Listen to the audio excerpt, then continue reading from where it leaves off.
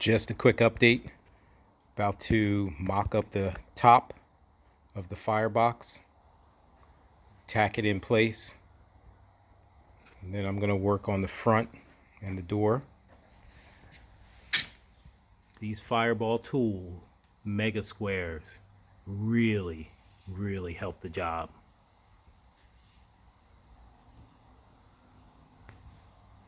Again, this is a 2 foot by 2 foot firebox. Reverse flow smoker.